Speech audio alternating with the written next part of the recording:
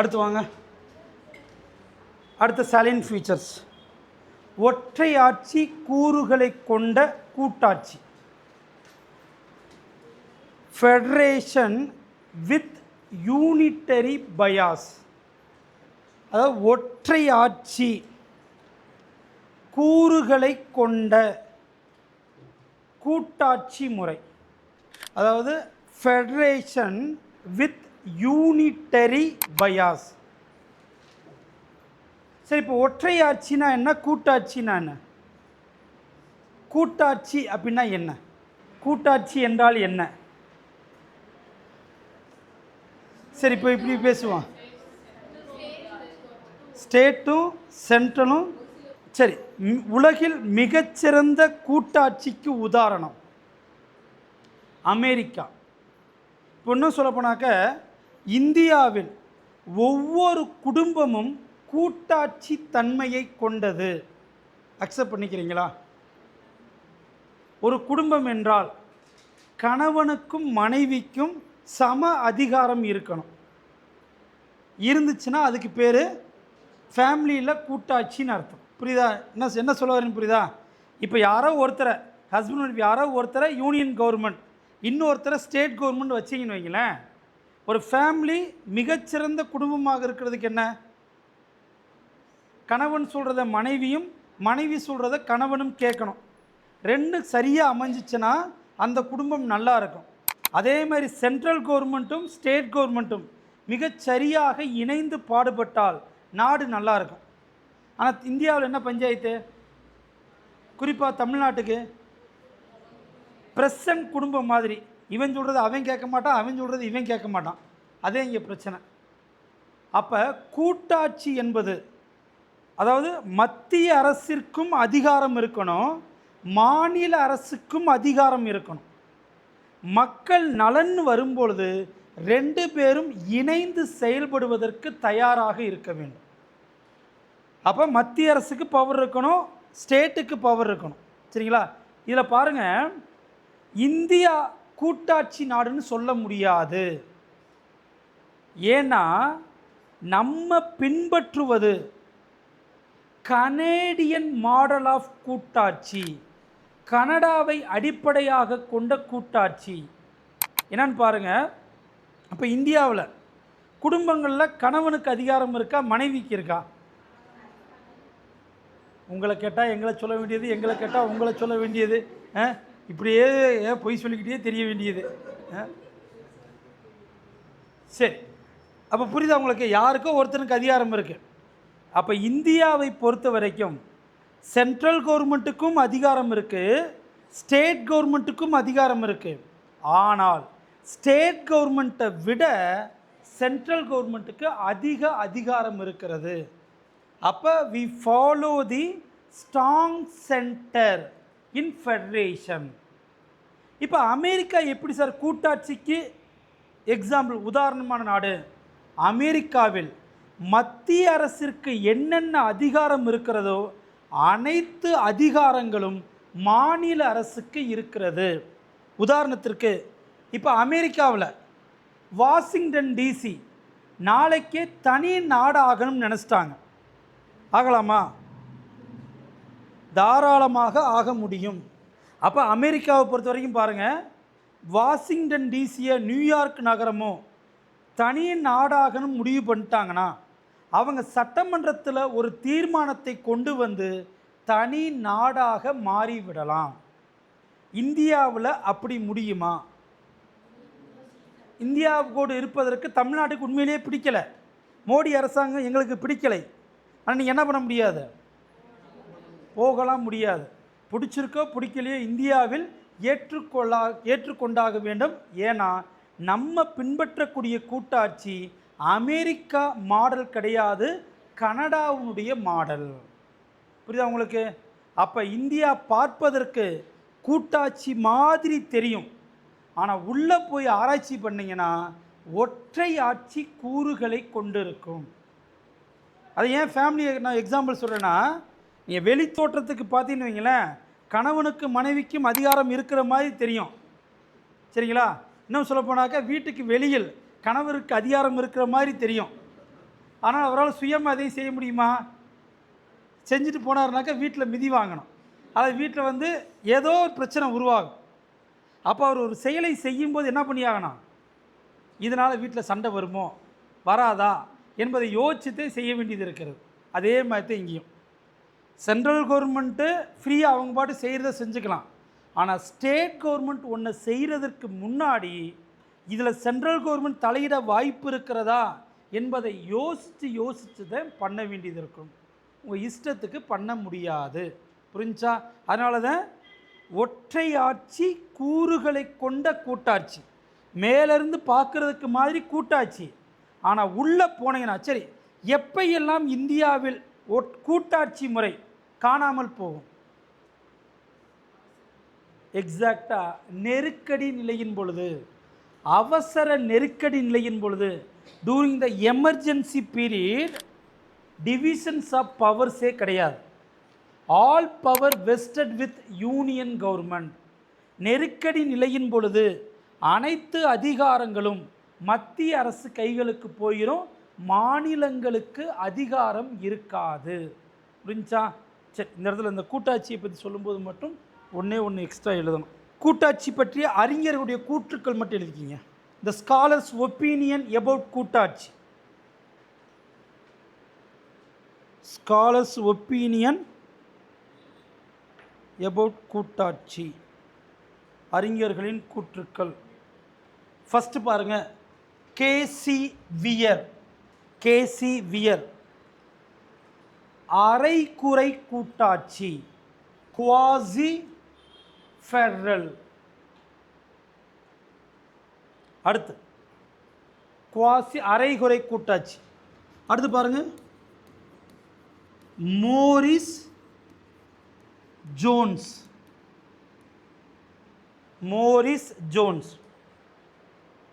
Bargaining federalism. Bargaining அப்படி என்ன?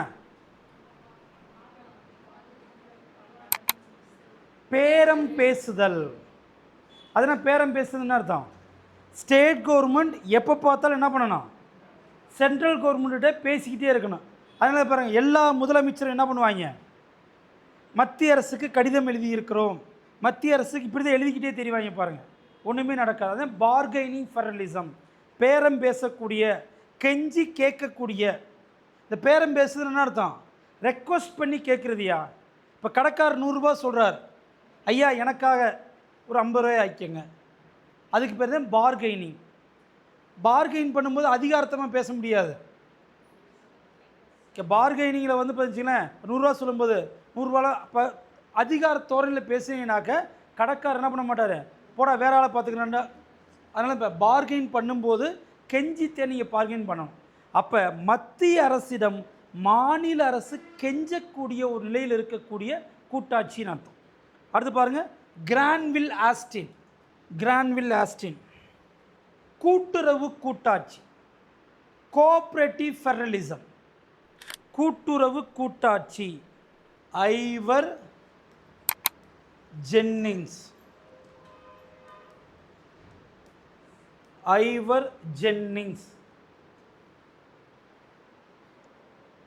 இவர் சொல்லக்கூடியது பாருங்க, மையப்படுத்தும் போக்கை கொண்ட கூட்டாட்சி.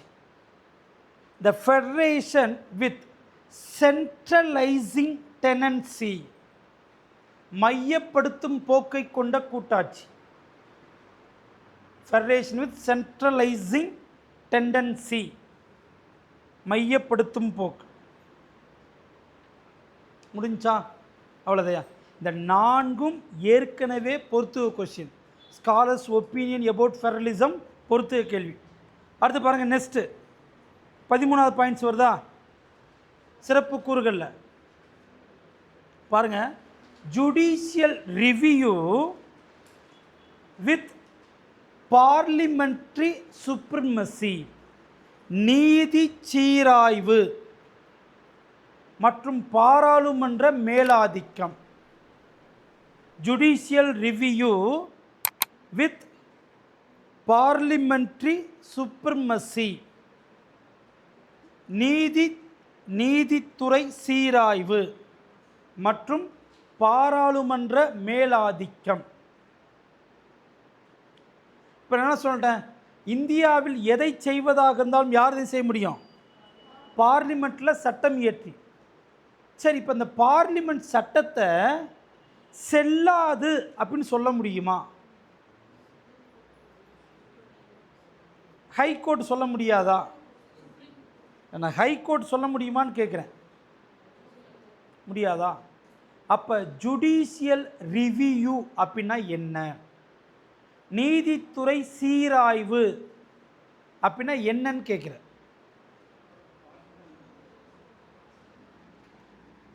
பாருங்க, டிஎன்பிசி கொஸ்டின் பா. Judicial review article 13. இப்போ பாருங்களேன், இது அரசியல் அமைப்பு, இது பாராளுமன்றம் இயற்றிய சட்டம். இந்த புதிய சட்டம் அரசியலமைப்பில் எதையாவது தலையிடுகிறதா? இது தனியாக இருக்கு, இது தனியாக இருக்கு, எந்த பிரச்சனையுமே கிடையாது. இப்போ அதே நேரத்தில் அரசியலமைப்பு புதிய சட்டம், இப்போ இதில் என்ன நடக்குது? புதிதாக உருவாக்கப்பட்ட சட்டம் அரசியலமைப்பின் இந்த விதிகளை எல்லாம் மீறுகிறது, அதில் தலையிடுகிறது. அந்த மாதிரி மத்திய அரசோ மாநில அரசின் சட்டமோ நிர்வாகமோ அரசியலமைப்பில் ஏதேனும் ஒரு விதிகளில் தலையிட்டால் சுப்ரீம் கோர்ட்டும் ஹைகோர்ட்டும் அதில் தலையிட்டு புதிய சட்டம் எந்த அளவுக்கு தலையிடுகிறதோ அதை செல்லாது என்று அறிவிக்கும். அப்போ இந்த புதிய சட்டத்தில் எதை மட்டும்தான் நீங்கள் நடைமுறைப்படுத்த முடியும்? இந்த எல்லோ கலர் இருக்குது பார்த்தீங்களா, இந்த பகுதி மட்டும்தான் நடைமுறைக்கு வரும். இந்த புதிய சட்டத்தினுடைய இந்த ஒயிட் கலர் பார்ட் நடைமுறைக்கு வராது. அதுக்கு பேர் தான் ஜுடிஷியல் ரிவ்யூ. இந்த அதிகாரம் சுப்ரீம் கோர்ட்டுக்கும் இருக்குது, ஹை கோர்ட்டுக்கும் இருக்குது. புரிஞ்சா? டிஎன்பிசி கொஸ்டின்யா. ஜுடிஷியல் ரிவ்யூ என்பது என்ன? ஆக்சுவலாக இதுக்கு லா காலேஜில் ஒரு பேர் இருக்குது, ஒளி மறைப்பு கோட்பாடு, டாக்ட்ரின் ஆஃப் எக்லிப்ஸ்னு அர்த்தம். ஜுடிஷியல் ரிவ்யூவில் இருக்கக்கூடிய மிக முக்கியமான கோட்பாடு. அதாவது ஒளி மறைப்பு கோட்பாடு. புதிய சட்டம் அரசியலமைப்பு அல்லது அடிப்படை உரிமைகளில் எதையெல்லாம் மீறுகிறதோ அதையெல்லாம் நீதிமன்றம் செல்லாது என்று அறிவிக்கும். சொன்னால் உங்களுக்கு இப்போ நீங்கள் டீச்சர்ஸ் தானே, டெட்டுக்கு படிக்கணும்னு கேட்போம். எத்தனை பேர் சயின்ஸ்? எக்லிப்ஸ்னா என்ன? கிரகணம்னா என்ன? சூரிய கிரகணம், சந்திர கிரகணம். கிரகணம் என்றால் என்ன?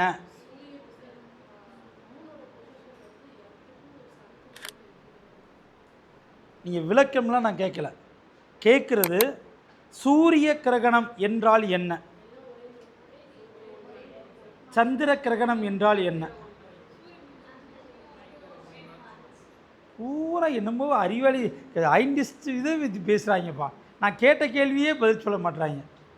சூரிய கிரகணம் சரிங்களா, சோலார் எக்லிப்ஸ்னா சூரியனின் ஒளி மறைக்கப்படுதல். சந்திர கிரகணம் என்றால் சந்திரனுடைய ஒளி மறைக்கப்படுதல். இவ்வளோதே நான் கேட்ட கேள்விக்கு பதில். இதுக்கு கண்டிஷன்ஸ் தான் நீங்கள் சொல்கிறது. 3 ஒரே நேர்கோட்டில் இருக்கணுன்றது அதனுடைய கண்டிஷன்ஸ். ஆக்சுவலாக நீங்கள் சயின்ஸை பார்த்து நிறைய பயப்படுறீங்கயா. சயின்ஸ் மாதிரி ஈஸியான சப்ஜெக்ட் இல்லை, ஆனால் சொன்னால் கேட்க மாட்டாங்க. சொல்கிறேன். Sun, moon. இப்போ உதாரணத்திற்கு சூரியனுடைய ஒளி பண்ணணும் இல்லையா? இப்போ இந்த சூரியனுக்கும் புவிக்கும் நடுவில் நிலா வந்துருச்சு. அப்போ நிலாவுடைய இந்த பகுதி என்ன பண்ணும்? இந்த பகுதியில் சூரிய ஒளியை சந்திரன் மறைத்து கொள்வதால் இங்கே இருக்கிறவங்களுக்கு மட்டும் சூரியனுடைய ஒளி தெரியாது. அதுக்கு பேர் தான் சூரிய கிரகணம். புரியுதா? நீங்கள் கூட்டு மனப்பாடம் என்ன பண்ணுறீங்க? சூரியனும் சந்திரனும் மூணும் ஒரே நேர்கோட்டில் இருக்க வேண்டும், அது இடையில எங்கே நேர்கோட்டில் யார் இருக்கணும்?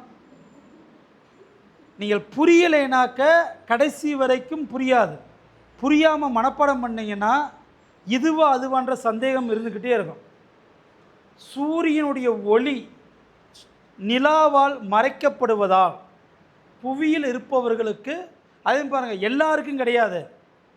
இங்கே இருக்கிறவனுக்கு சூரியன் ஒளி தெரியும், இங்கே இருக்கிறவனுக்கு தெரியும். ரொம்ப சிம்பிளாக சொல்லப்போனாக்க 9 நிமிடங்களுக்கு மட்டும்தான் இது இருக்கும். அதுக்கப்புறம் என்ன ஆயிரும்? இப்படியே கீழே இறங்கிருமியா? நீங்கள் வாட்டுக்கு நாள் ஃபுல்லாக இருக்குன்னு நினைக்காது. அது அமாவாசை பௌர்ணமி கிடையாது.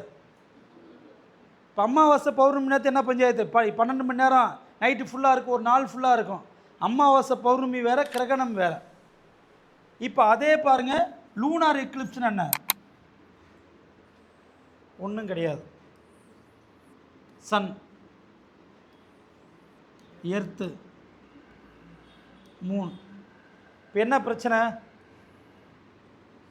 உலகத்தில் எந்த ஒரு பொருளும் தானாக ஒளியை உமிழாது. கரெக்டா? சன் ரேஸை வாங்கித்தான் நம்ம உமிழணும். இப்போ பிரச்சனை, நிலாவின் மேல் படக்கூடிய ஒளி அனைத்தையும் புவி மறைத்து கொள்வதால் சூரிய ஒளி நிலாவின் மீது படாது. அப்போ நிலா ஒளிராது, கருப்பாகவே தெரியும். அதுக்கு பேர் தான் வந்து பார்த்தீங்கன்னா லூனார் எக்லிப்ஸ். இவ்வளோதான். இதை புரிஞ்சு எப்படி வேணாலும் படிச்சுங்க. அதே மாதிரி தான் அரசியலமைப்பின் எந்த ஒரு விதிகளையும் புதிய சட்டம் மறைத்தால் அதை செல்லாது என்று நீதித்துறை அறிவிக்கும் அதிகாரம் தான் ஜுடிஷியல் ரிவ்யூ. ஆர்டிக்கல் 13 இருக்குது, மறந்துடக்கூடாது. சரி வாங்க இப்போ பாலிட்டிக் போயிடுவோம். அடுத்து, பல்வேறு ஆதாரங்களிலிருந்து எழுதப்பட்ட அரசியலமைப்பு. drawn from various sources. பல்வேறு ஆதாரங்களிலிருந்து எடுக்கப்பட்ட அரசியலமைப்பு.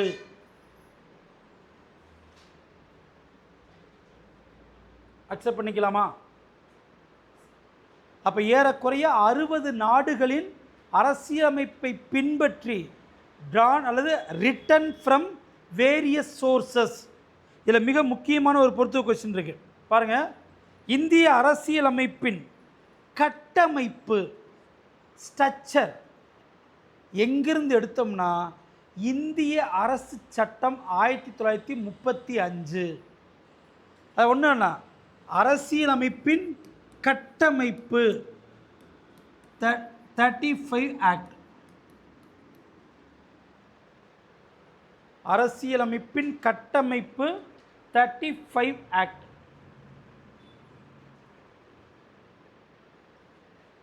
அடுத்து, அரசியலமைப்பின் தத்துவம், பிலாசபி, தத்துவம், அமெரிக்கா மற்றும் அயர்லாந்து. தத்துவம், அமெரிக்கா மற்றும் அயர்லாந்து.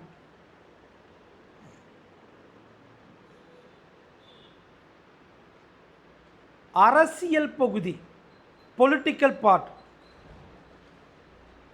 அரசியல், இங்கிலாந்து. ஃபஸ்ட்டு கட்டமைப்பு 1935 ஆக்ட். தத்துவம் அமெரிக்கா அயர்லாந்து. அரசியல் இங்கிலாந்து.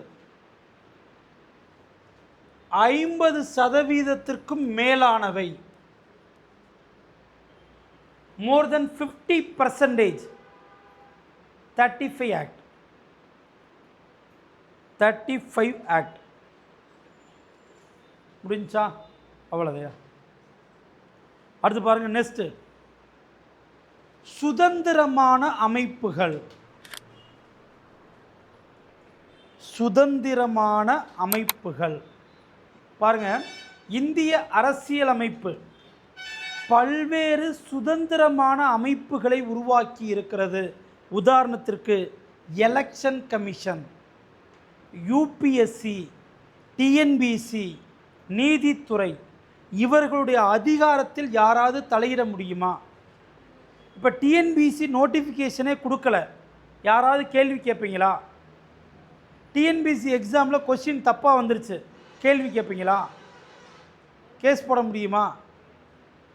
சரி, கேஸே போடுறோம், நீதிமன்றம் டிஎன்பிசிக்கு என்ன செய்யலாம்? அட்வைஸ் தான் கொடுக்க முடியும். எப்போ அடுத்த தடவை என்ன பண்ணாதீங்க, இதே மாதிரி பண்ணாதீங்கப்பா, ஆர்டரை இஷ்யூ பண்ண முடியாது. புரியுதா உங்களுக்கு? ஏன்னா நீதித்துறை ஒரு சுதந்திரமான அமைப்பு, டிஎன்பிசி யூபிஎஸ்சி ஒரு சுதந்திரமான அமைப்பு. இங்கே அட்வைஸ் வேணால் பண்ணிக்கலாமே ஒழிய எந்த சட்ட ரீதியிலான நடவடிக்கையும் எடுக்க முடியாது. கிளியரா?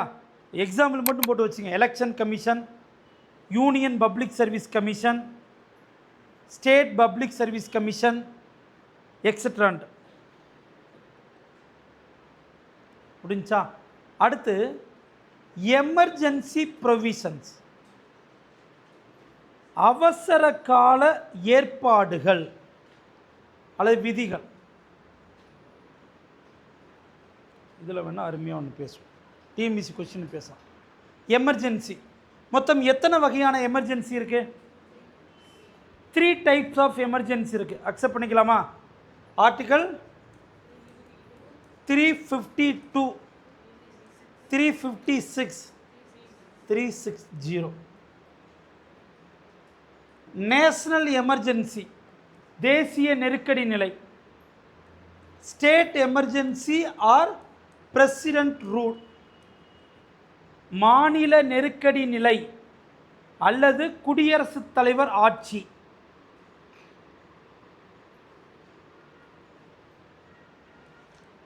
ஃபினான்சியல் எமர்ஜென்சி, நிதி நெருக்கடி நிலை.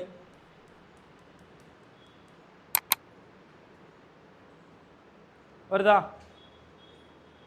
நான் டிஎன்பிசியில் இது கேள்வி கேட்கல, டிஎன்பிசியில் கேட்ட கேள்வியே வேறு. சரி, இப்போ இது ரெண்டும் பெரிய பஞ்சாயத்து கிடையாது, விட்டுருவோம். கேட்ட கேள்வி என்னென்னா, தேசிய நெருக்கடி நிலையின் பொழுது அடிப்படை உரிமைகளை ரத்து செய்வது, நிறுத்தி வைப்பது என்ன ஆர்டிகல்? கேள்வி புரிஞ்சுதா? நேஷனல் எமர்ஜென்சி எப்போ உங்களுக்கு ஃபண்டமெண்டல் ரைட்ஸ் இருக்கா? அடிப்படை உரிமைகள் கிடையாது. சரிங்களா? சரி, ஒரு நிமிஷம் இருங்க, கொஞ்சம் தெளிவாக தானே இருக்கீங்க? வாங்க ஒரு சின்ன இது மட்டும் சொல்லிடுறேன். 352 நேஷனல் எமர்ஜென்சி. இப்போ இந்த தேசிய நெருக்கடி நிலை என்னென்ன காரணங்களுக்காக வரலாம்? 1 போர்கள், 2வது வெளிநாட்டு ஆக்கிரமிப்பு, 3வது உள்நாட்டு கலவரம். இந்த உள்நாட்டு கலவரம் தான் 44வது சட்ட திருத்தம் 1978 படி ஆயுதம் தாங்கிய உள்நாட்டு கலவரம். அப்போ பாருங்கள், 3 காரணங்கள்: போர் அல்லது வெளிநாட்டு ஆக்கிரமிப்பு அல்லது ஆயுதம் தாங்கிய கலவரம். அப்போ இந்த 3 காரணங்களுக்காக என்ன பண்ணலாம்? நேஷனல் எமர்ஜென்சி கொண்டு வரலாம். புரிஞ்சா? சரி, இப்போ தெளிவாக லிசன் பண்ணிக்கோங்க. இந்த 3 காரணங்களுக்காக தேசிய நெருக்கடி நிலை கொண்டு வரப்பட்டால் ஆர்டிகல் 358 அடிப்படை உரிமைகளை நிறுத்தி வைக்கிறது.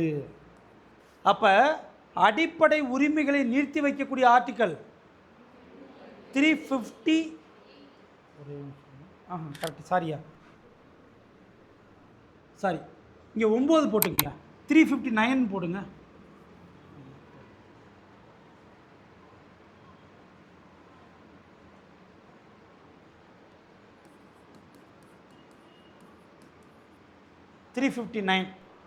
அடிப்படை உரிமையை நிறுத்தி வைக்கிறது. இப்போ இதில் என்ன பண்ணிட்டோம்? 44வது சட்ட திருத்தம் 1978 படி ஆர்டிக்கல் 20, 21 நிறுத்தி வைக்க முடியாது. புரியுதா? அப்போ அட் ப்ரெசன்ட் என்ன அர்த்தம்? ஆர்டிக்கல் 20, 21 தவிர எல்லா அடிப்படை உரிமைகளையும் 359 நிறுத்தி வைக்கிறது. இது கூட நிறையா கேள்வி இருக்குது. அடிப்படை உரிமையை நிறுத்தி வைப்பது 359, 20, 21 நிறுத்தி வைக்க முடியாதுன்னு சொல்லக்கூடிய சட்ட திருத்தம் 44, 78. இதில் ஏதாவது டவுட்ஸ் இருக்கா? கிளியராக இருக்குது. சரி, இப்போ வாங்க அடுத்து. இப்போ இந்த முதல் 2 காரணம் மட்டும் எடுக்கணும். இந்த முதல் 2 காரணத்திற்காக நேஷனல் எமர்ஜென்சி வந்தால் ஆர்டிக்கல் 358 ஆர்டிக்கல் 19 பார்க்கணும். போர் அல்லது வெளிநாட்டு ஆக்கிரமிப்பு இந்த 2 காரணங்களுக்காக மட்டும் தேசிய நெருக்கடி நிலை கொண்டு வரப்பட்டால் ஆர்டிக்கல் 358 19 நிறுத்தி வைக்கிறது. அப்போ என்ன அர்த்தம்? உள்நாட்டு கலவரத்திற்காக நேஷனல் எமர்ஜென்சி வந்தா 19 ரத்து ஆகாது.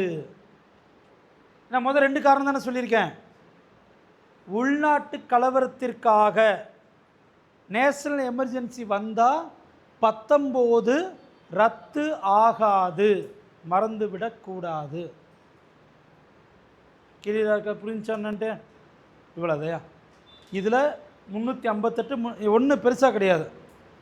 9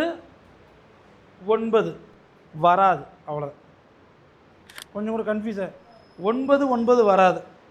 9 ரத்தி பண்ணோம்னாக்க 58, ஃபண்டமெண்டல் ரைட்ஸ்னால் 59, இவ்வளோதான். இதுதான் இதில் கேட்ட பெரிய கடினமான கேள்வி. கவனமாக பாருங்கள். சளிச்சலாமா? அடுத்து லாஸ்ட் சிறப்பு கூறுகளை கடைசி பயன் பாருங்கள். 3 அடுக்கு அரசாங்க முறை, 3 டயர் கவர்மெண்ட்.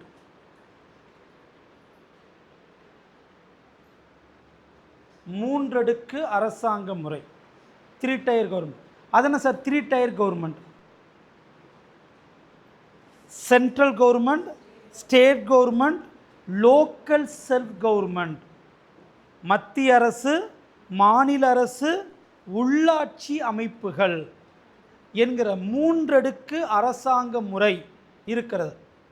சரி, இப்போ ஒரிஜினல் கான்ஸ்டியூஷனில் இந்த 3 அடுக்கு இருந்துச்சா? ஒரிஜினல். ஏன்னா 7 பார்க்கணும், உள்ளாட்சி அமைப்பு ஒரிஜினல் கான்ஸ்டியூஷனில் கிடையாது. அப்போ பாருங்கள், 73வது அரசியலமைப்பு சட்ட திருத்தம் 92 படி ரூரல் லோக்கல் செல்ஃப் கவர்மெண்ட், கிராம உள்ளாட்சி அமைப்பு உருவாக்கப்பட்டது. 74வது சட்ட திருத்தம் 1992 படி அர்பன் லோக்கல் செல்ஃப் கவர்மெண்ட் உருவானது. முடிஞ்சதா?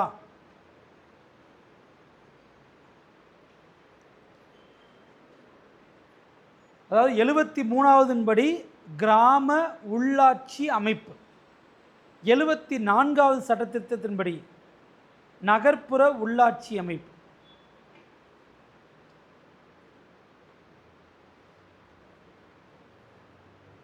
யாராவது டெட்டு டிஆர்பியில் ஹிஸ்ட்ரி இருக்கீங்களா? History major? ஹிஸ்ட்ரி இல்லையா? ஹிஸ்ட்ரினா நான் என்கிட்ட நோட்ஸ் இருக்கும். ஏன்னா யூபிஎஸ்சி ஹிஸ்ட்ரி ஆப்ஷன்ன்றதுனால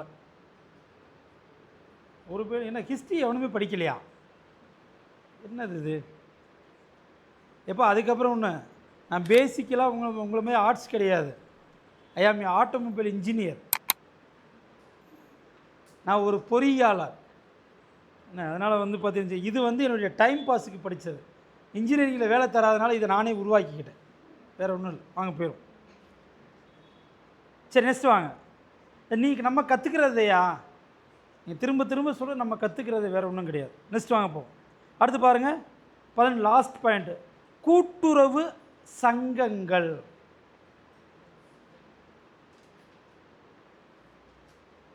கோஆபரேட்டிவ் சொசைட்டிஸ், கூட்டுறவு சங்கங்கள்.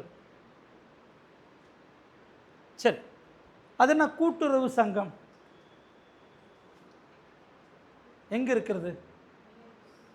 வில்லேஜில் இருக்கா? உதாரணம் சொல்லுங்கள்.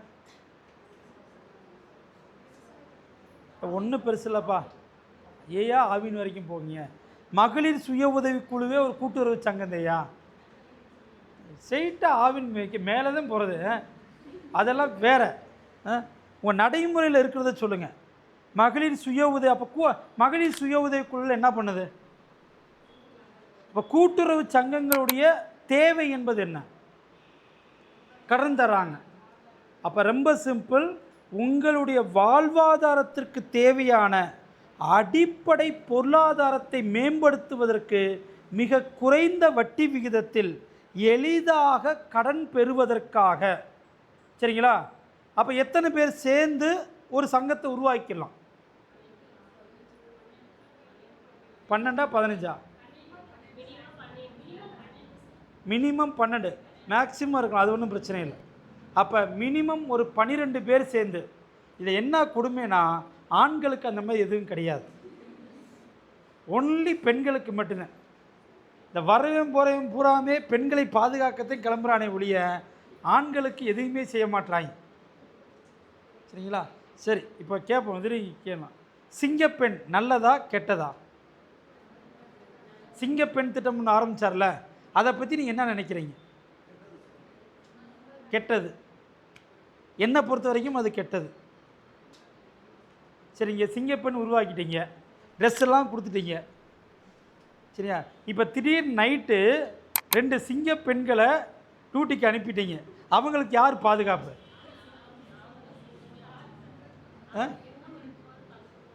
எப்போ ஒரு 5-10 குடிகாரர்கிட்ட அந்த 2 பெண்கள் மாட்டிட்டாங்கன்னு வைங்க, அந்த சிங்க பெண்களுக்கு யார் பாதுகாப்பு தர்றதுன்னு கேட்குறேன். நாங்கள் தான் பொறுப்பா? தேவை புரியுதா உங்களுக்கு என்னன்ட்டு? இருக்கக்கூடிய பிங்க் பேட்ரோலை வந்து ஸ்ட்ரென்தன் பண்ணிவிட்டு அந்த பணத்தை கொண்டு போய் வேறு இதில் ஆக்கப்பூர்வமான செயலை செய்யாமல் அவங்க பண்ண தப்பையே இவங்களும் பண்ணி தர்றாங்க. பேரை மாற்றுறது, ட்ரெஸ்ஸை மாற்றுறது, எல்லா இடங்கள்லையும் சமத்துவம்லாம் கிடையாதியா. நீங்கள் பெண்கள் வேலைக்கு போகும்போது, என் ஸ்டூடெண்ட் பட்டதுனால சொல்கிறேன், நீங்கள் ஒன்றுங்க என்கிட்ட சொல்ல 2 பொண்ணுங்க இருக்காங்க, எஸ்ஐ பாஸ் ஆகி அவ்வளவு கனவுகளோடு போயிட்டு ட்ரைனிங்கில் தாக்கு பிடிக்க முடியாமல் அந்த வேலையை ரிசைன்மெண்ட் வந்த பெண்கள் என்கிட்ட இருக்காங்க. நாங்கள் ஈக்குவாலிட்டிலாம் கிடையாது, அதெல்லாம் பேரளவில் இருக்குது. நீங்கள் வேலைக்கு போகும்போது பெண்கள் ஒரு விஷயம் தெளிவாக மைண்டில் வச்சுக்கணும். அப்படியே பயங்கரமான சமத்துவம் இருக்கிறது, அப்படியே போய் அங்கே போய் தைரியமாக பிரச்சனையை எதிர்கொள்ள முடிஞ்சால் போகணும். இல்லாட்டினா தயவு செஞ்சு ஆசையை விட்டுருங்க. எல்லா இடத்துலையும் பஞ்சாயத்து இருக்குது, எல்லா இடத்துலையும் ஜாதி சங்கம் இருக்குது. நீங்கள் வேலைக்கு போன நாளையும் கேட்குறது என்ன தெரியுமா? ஆஃபீஸ் போன உடனேவும் எந்த ஆள், நீ எந்த சங்கத்தில், எந்த சங்கத்தில் சேர போகிற? இப்போ சேர்ந்துட்டேனாக்க அந்த சங்கத்தை சார்ந்தவர்கள் உங்களை அப்படியே ஒதுக்கி வச்சுருவாங்க. உங்கள் ஃபைல் அங்கே போனால் மூவ் ஆகாது. ஏகப்பட்ட பிரச்சனை இருக்குது, சமாளிக்க தயாராகிக்கு. சரிங்களா? ஸோ அப்படியே சிங்கப்பெண் கொடுத்தோடனே என்ன பண்ணிடாதீங்க, நமக்கு பாதுகாப்பு வந்து விட்டது, நான் நைட் எங்கேயா ட்ராவல் பண்ணலான்னு கிளம்பிடாதீங்க. அவங்களுக்கே பாதுகாப்பு கிடையாது. ஸோ அங்கே போயிடும். நெக்ஸ்ட்டு, இந்த கோஆபரேட்டிவ் சொசைட்டி கீழே மட்டும் எழுதிக்கிங்க. 97வது சட்ட திருத்தம் 2011 படி உருவாக்கப்பட்டது. அதாவது கோஆபரேட்டிவ் சொசைட்டிஸ் ஒரிஜினல் கிடையாதியா. 97th கான்ஸ்டியூஷனல் அமெண்ட்மெண்ட் ஆக்ட் 2011 படி உருவாக்கப்பட்டது. கூட்டுறவு சங்கத்தை ஏற்படுத்திய சட்ட திருத்தம். சரிங்களா? இதில் 3 ஆர்டிக்கல் இருக்குது. 19C, 43 capital B. பாருங்க, 19C இருக்கா? கூட்டுறவு சங்கத்தை உருவாக்குவது மக்களின் அடிப்படை உரிமை.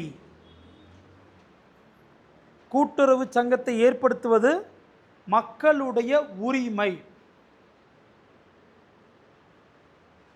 அடுத்து 43B,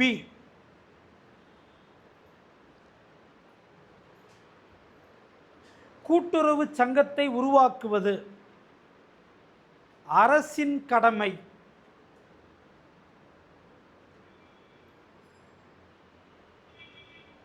அரசின் கடமை. அடுத்து பாருங்க, கூட்டுறவு சங்கத்திற்காக பகுதி 9B ஆர்டிக்கல்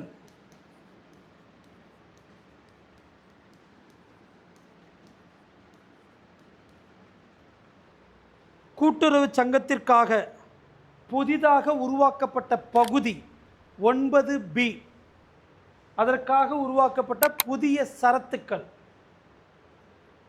243 இருந்து 243 வரை. அவ்வளோதையா? இந்த 18 பாயிண்ட்டு தான் அதாவது இந்திய அரசியலமைப்பினுடைய சிறப்பு கூறுகள். இதில் நான் எத்தனை அமெண்ட்மெண்ட் கொடுத்துருக்கேன் பாருங்கள். அந்த அமெண்ட்மெண்ட் ஃபுல்லாகவே கேள்வி. அமெண்ட்மெண்ட்டை தனியாக உட்காந்து மனப்பாடம் பண்ணக்கூடாது. தனியாக மனப்பாடம் பண்ணோம்னாக்க இதுவா அதுவான்ற குழப்பம் வந்துடும். கூடையே படிச்சுக்கணும். இப்போ கோஆப்ரேட்டிவ் சொசைட்டி படிக்கும்போதேவும் 97 தெரியணும். உள்ளாட்சி அமைப்பு 73 74 தெரியணும். கூடையே சேர்ந்து படிச்சிருங்க, ஈஸியாயிரும். ஆர்டிகல்ஸை தனியாக மனப்பாடம் பண்ணக்கூடாது. இப்போ நம்ம அடுத்து பார்க்க வேண்டியது அந்த 25 பகுதிகள். உங்கள் மெட்டீரியலில் தெளிவாக கொடுத்துருப்பேன். கொடுக்கக்கூடிய மெட்டீரியலில் அதுலேயும் ஒரு பொறுத்து கொஸ்டின் இருக்குது. பகுதி 1னா என்ன, 2, 3, 4ன்னு சொல்லிட்டு 25 பகுதிகளையுமேவும் நீங்கள் ஜஸ்ட்டு மனப்பாடம் பண்ணிக்கிறணும். ஒரு பொறுத்து கேள்வி இருக்குது. 1 இந்திய யூனியன் மற்றும் அதன் எல்லைகள், 2 சிட்டிசன்ஷிப், 3 அடிப்படை உரிமைகள், 4 டிபிஎஸ்பி, 4A அடிப்படை உரிமை, 5 சென்ட்ரல் கவர்மெண்ட், 6 ஸ்டேட் கவர்மெண்ட், 7 இப்போ கிடையாது, 8 உள்ளாட்சி அமைப்பு. சரிங்களா? இந்த மாதிரி 25 இருக்கும். தயவுசெய்து லிஸ்ட்டை படிச்சிருங்க. ஒவ்வொன்றிலையும் வித்தின் ப்ராக்கெட்டில் ஒன்று கொடுத்துருப்பேன். உதாரணத்திற்கு ஒரிஜினலாக எத்தனை இருந்தது? இதில் கேள்வி இதுதான். ஒரிஜினலாக 22, கரெக்டா? இப்போ அட் ப்ரெசண்ட் இருக்கிறது 25. என்ன நடக்குதுன்னு பாருங்கள். பகுதி 4A அடிப்படை கடமை 42வது சட்ட திருத்தம் 1976 படி சேர்க்கப்பட்டது. அடுத்து 9A பாருங்கள்.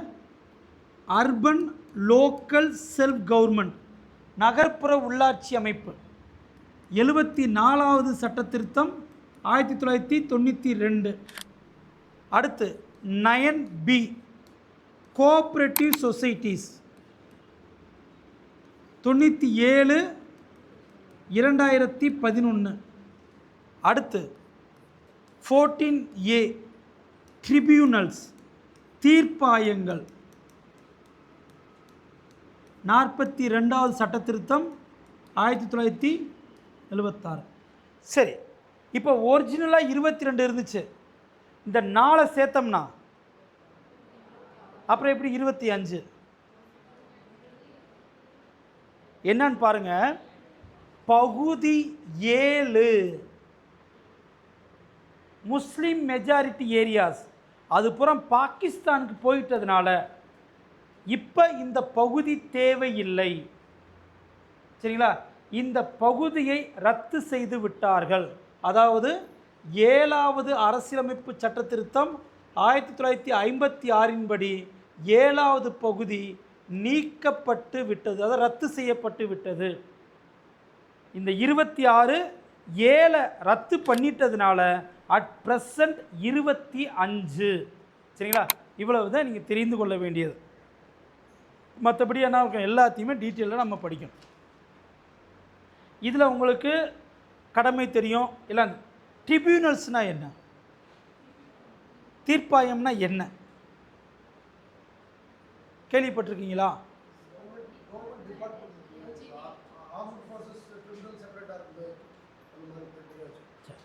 ஒன்றும் கிடையாது. தீர்ப்பாயம் தெரிஞ்சுக்கலாம், ஒன்றும் தப்பு கிடையாது. பாருங்கள், பகுதி 14 ஆர்டிக்கல் 323A 323B 2 இருக்கு. 323A அப்படின்னா அட்மினிஸ்ட்ரேட்டிவ் ட்ரிபியூனல் அர்த்தம், நிர்வாக தீர்ப்பாயம். இப்போ உதாரணத்திற்கு நீங்கள் central government workers, state government workers, உங்களுக்கு வேலை பார்க்கும்போது ரிட்டையர் ஆனதுக்கப்புறம் ஓய்வூதியம் பெறுவதில் ஏதேனும் பிரச்சனை இருந்தால் நீங்கள் எங்கே கம்ப்ளைண்ட் பண்ணுவீங்க? அதுதான் ட்ரிபியூனல். இதன்படி 2 இருக்கியா, central administrative tribunal, state administrative tribunal. Military உள்ள வரை அது தனி செப்பரேட் ஆர்கன். ஏன்னா அவங்க பிரசிடென்ட்டுடைய நேரடி கண்ட்ரோலில் இருக்கிறவங்க. மிலிட்டரியை மட்டும் இந்தியாவில் இருக்கக்கூடிய எந்த நீதிமன்றத்தோடையும் சேர்க்க முடியாது. அவங்க தனி குடியரசுத் தலைவர் கீழே அவங்க தனியாக இருப்பாங்க. இராணுவம் மட்டும் தனியாக போயிடும். அப்போ மத்திய அரசு ஊழியர்கள் ஏதாவது பிரச்சனை இருந்தால் மத்திய நிர்வாக தீர்ப்பாயத்துக்கிட்ட முறையீடு செய்யணும். மாநில அரசு ஊழியர்கள் உங்களுக்கு ஏதாவது பிரச்சனைனா மாநில நிர்வாக தீர்ப்பாயத்திட்ட மேல்முறையீடு செய்யணும். இது பர்மனண்ட், நிரந்தரமாக சென்டர்லேயும் ஸ்டேட்லேயும் இருக்கும். நீ வாட்டுக்கு பிரச்சனை நேராக கோர்ட்டுக்கு போயிடக்கூடாது, இங்கே போயிட்டு தான் கோர்ட்டுக்கு போகணும். சரிங்களா? அடுத்து 323B, இதுதான் அதர் ட்ரிபியூனல்ஸ். அதாவது டெம்பரவரியா, காவிரி நடுவர் மன்ற தீர்ப்பாயம், புரியுதா? மணிப்பூர் கலவரத்துக்காக ஒரு தீர்ப்பாயம், போக்குவரத்திற்காக ஒரு தீர்ப்பாயம், பழங்குடியின நலனுக்காக ஒரு தீர்ப்பாயம் டெம்பரவரியாக உருவாக்குவாங்க. அந்த வேலை முடிஞ்ச உடனேவும் இதை கலைச்சிருவாங்க. புரியுதா? ஆனால் இது பர்மனண்ட்டாக இருக்கும். புரியுதா? இவ்வளோ தீர்ப்பாயம் என்ன தெரியாமல் விட்டுறாதீங்கயா. தீர்ப்பாயம் என்பது 2 இருக்குது, நிர்வாக தீர்ப்பாயம், இதர தீர்ப்பாயம். நிர்வாக தீர்ப்பாயம் நிரந்தரமானது, சென்டரில் ஒன்று இருக்கும், ஸ்டேட்டில் ஒன்று இருக்கும். Central government workers, state government workers. மற்றது தற்காலிகமாக உருவாக்கக்கூடியது. புரிந்ததா? கிளியர் இருக்கா? வேறு எதுவும் பஞ்சாயத்து? இதற்கு அடுத்து பார்த்தீங்கன்னாக்க பார்ட்ஸ் முடிச்சிட்டோமா? அடுத்து நம்ம பண்ண வேண்டியது 12 அட்டவணைகள். அதையும் நீங்கள் மனப்பாடம் பண்ணணும், கட்டாயம். TNPSC question. இப்போ ஒரிஜினலாக எத்தனை அட்டவணை இருந்தது? 8. இப்போ 12. சரிங்களா? அப்போ இந்த முதல் அட்டவணை என்பது என்ன? 28 மாநிலம், 8 யூனியன் பிரதேசம். 2வது அட்டவணை சம்பளம் மற்றும் படிகள், சேலரி அலவன்சஸ். 3வது பதவி பிரமாணம், யாருக்கு பதவி பிரமாணம் பண்ணி வைக்கிறது. 4வது மிக முக்கியமானது, மாநிலங்கள் யூனியன் பிரதேசத்திற்கான ராஜ்யசபா உறுப்பினர்களின் எண்ணிக்கை. இப்போ தமிழ்நாட்டிற்கு 18 பேர் 4வது அட்டவணையில் தான் இருக்கும். ஆந்திராவுக்கு 16 பேர் அங்கே தான் இருக்கும். புதுச்சேரிக்கு ஒருத்தர் 4வது அட்டவணையில் சொல்லியிருப்போம். அப்போ மாநிலங்கள் யூனியன் பிரதேசங்களுக்கான ராஜ்யசபா உறுப்பினர்களின் எண்ணிக்கை 4வது அட்டவணை. 5வது அட்டவணை ஷெட்யூல்டு அண்ட் ட்ரைபல் ஏரியாஸ், அட்டவணை மற்றும் பழங்குடியினர் பகுதி நிர்வாகம். இப்போ தமிழ்நாட்டில் பழங்குடியினர் பகுதி இருக்கா?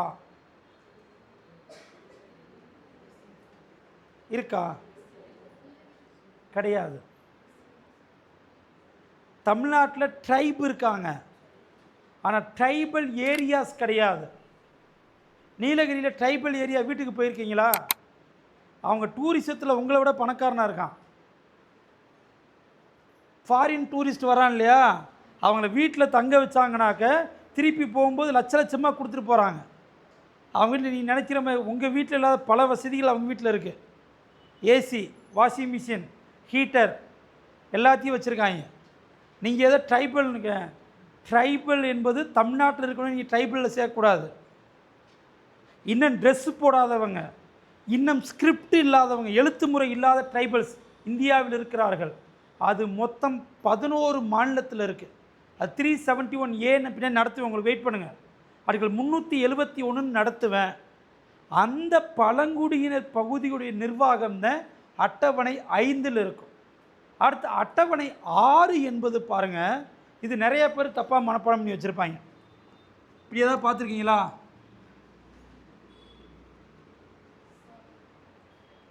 இந்த ஏடிஎம் ஸ்கொயர்னு ஒருத்தர் மனப்பாடம் பண்ணியிருப்பாங்க, பார்த்துருக்கீங்களா? அசாம், திரிபுரா, மேகாலயா, மிசோரமா, மணிப்பூரா. இந்த எம் மிசோரமா, மணிப்பூரா, மகாராஷ்டிராவா, மத்திய பிரதேசா?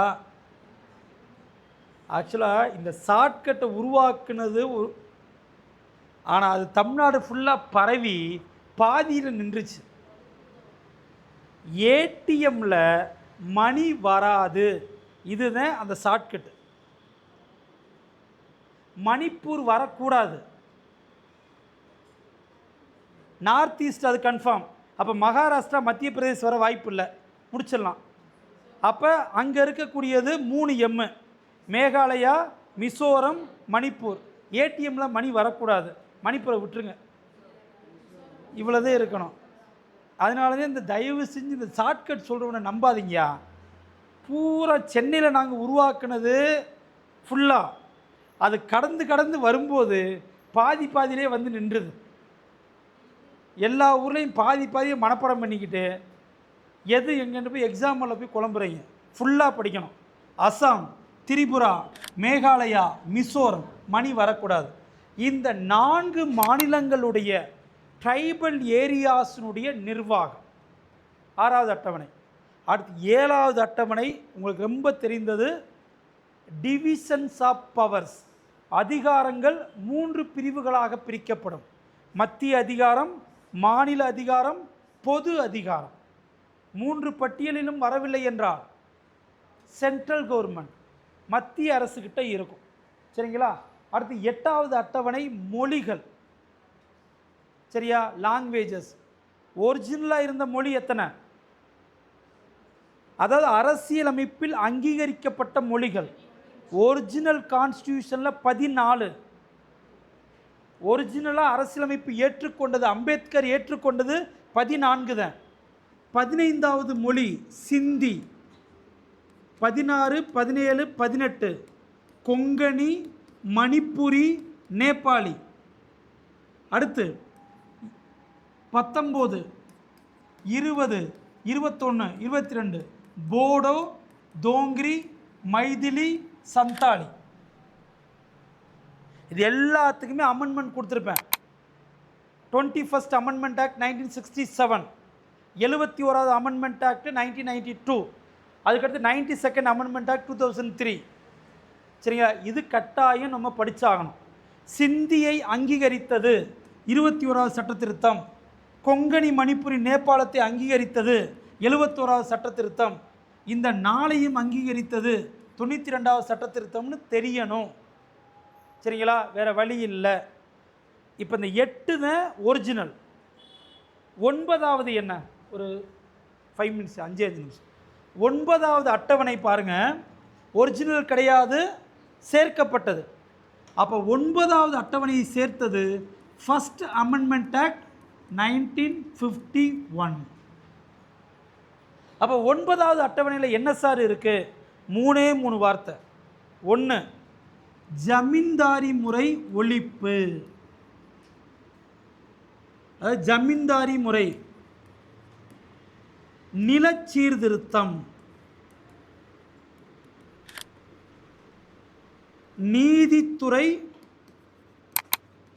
சீராய்வு, ஜுடிஷியல் ரிவ்யூ. நீதித்துறை சீராய்வு என்கிற வார்த்தை. இப்போ வேணால் ஜமீன்தாரி முறை ஒழிப்பு உங்களுக்கு தெரியும். இப்போ ஜமீன்தாரே கிடையாது, ஒழிச்சிட்டோம். நில சீர்திருத்தம். இப்போ நீங்கள் எவ்வளவு லேண்ட் வச்சுக்கணும்?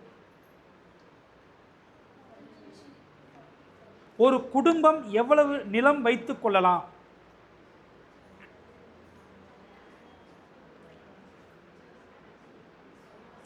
நில உச்சவரம்பு சட்டம் 1961 படி ஒரு குடும்பம் 30 ஏக்கர்.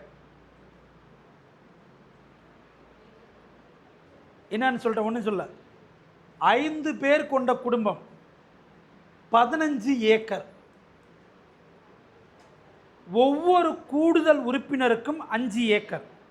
அப்போ 6வது நபர் 5 ஏக்கர், 7வது நபர் 5 ஏக்கர், 8வது நபர் 5 ஏக்கர், 9வது நபர் 0 ஏக்கர், 10வது நபர் 0 ஏக்கர். இப்போ என்ன அர்த்தம்? 8 பேருக்கு மேலே எத்தனை பேர் வச்சுருந்தாலும் 30 ஏக்கர் தான். அப்போ மேக்சிமம் 30 ஏக்கர். அப்போ இதுக்கு மேலே நீங்கள் வாங்கணும்னா என்ன பண்ணணும்? பினாமியை உருவாக்கணும். வேற ஒருத்தர் பேரில் வாங்கணுமியா? அதனால தான் அரசியல்வாதிக்கு புறமே பினாமி வைத்துக் கொள்வது. இதுக்கு இன்னொரு பெரிய ப்ளஸ் இருக்குது. பெண்கள் சீதனமாக கொண்டு வந்தால் அந்த பெண்கள் பேரில் 10 ஏக்கர். ஸ்ரீதனா சீதனத்தில் மட்டும் 10 ஏக்கரியா? உங்கள் அப்பா அம்மா எழுதி வச்சுருந்தாங்கன்னா. அப்படி இல்லாட்டினா என்ன பண்ணணும்? புத்திசாலியாக இருக்கணும். உங்கள் அண்ணன் தம்பி பேரில் வாங்கி அவங்க உங்களுக்கு சீதனமாக எழுதி கொடுக்கணும். ஸ்ட்ரெயிட்டாக உங்கள் பேரில் வாங்கக்கூடாது, மாட்டிப்பீங்க. புரிகிறதா? அப்படி இல்லாட்டினா என்ன பண்ணணும்? யாருக்கு உச்ச வரம்பே கிடையாது? சமய நிறுவனங்களுக்கு. இல்லையா? சரி, ஒன்றும் இல்லைப்பா, நீங்கள் ஒரு 100 ஏக்கர் வாங்கிட்டீங்க, பட்டுன்னு ஒரு கோயிலை கட்டிடுங்க. அந்த 100 ஏக்கரையும் கோயில் பேரில் எழுதி வச்சுருங்க. அதனுடைய ட்ரஸ்டியாக நீங்கள் மாறிடுங்க. 100 ஏக்கர் என்ன, 5000 ஏக்கர் கூட வச்சுக்கலாம். கோவிலுக்கான நிலம் அது. புரியுதா? அப்படியும் இல்லைனாக்க ட்ரஸ்ட் ஃபவுண்டேஷனாக உருவாக்கிடுங்க. இதெல்லாம் சின்ன சின்ன விஷயம், அதை நம்ம அப்புறம் இப்போ இதெல்லாம் பேசக்கூடியதை நில சீர்திருத்தம். ஜுடிஷியல் ரிவ்யூ நான் ஏற்கனவே சொல்லிட்டேன். இன்னொரு கான்செப்ட் இருக்குது, அதை நம்ம அடுத்த கிளாஸ் வரும்போது சொல்கிறேன். அடுத்து 10வது அட்டவணை. இப்போ கரண்ட் அஃபேர்ஸு, கட்சி தாவல் தடை சட்டம். 10வது அட்டவணை கட்சி. இதில் ஒரு கான்செப்ட் இருக்குது, நான் அப்புறமேட்டு சொல்லித்தரேன். ஆன்டி டிஃபெக்ஷன் லா. இது எங்கே? 52வது சட்ட திருத்தம் 1985. சரியா? 58 இல்லை, 85. அப்போ ஒரு கட்சியில் வெற்றி பெற்றதற்கு பிறகு இன்னொரு கட்சிக்கு போனீங்கன்னாக்க உங்களுடைய எம்எல்ஏ எம்பி பதவி பறிக்கப்படும். தமிழ்நாட்டில் இப்போ பரபரப்பாக பேசிக்கிட்டு இருக்குது. பூரா பேர் என்ன பண்ணிட்டாங்க? விஜய்கிட்ட போயிடறாங்க. இப்போ அவங்க பதவி என்ன ஆகும் அப்படின்றத இதுலேயும் கான்செப்ட் இருக்குது. ஒன்றும் இல்லை, ஒருத்தர் போனால் பிரச்சனை, ஒரு குரூப்பே போனால் அப்போ என்ன நடக்கும் பேசுவோம் நம்ம. அடுத்து 11வது அட்டவணை. இது ஈஸி தான், ஏற்கனவே பார்த்துட்டோம். 11 ரூரல் லோக்கல் செல்ஃப் கவர்மெண்ட், கிராம உள்ளாட்சி அமைப்பு. 73வது சட்ட திருத்தம் 92. 12 அர்பன் லோக்கல் செல்ஃப் கவர்மெண்ட், இது கிராம உள்ளாட்சி அமைப்பு, நகர்ப்புற உள்ளாட்சி அமைப்பு. 74. அவ்வளோதையா? இதோட அட்டவணை முடியும்.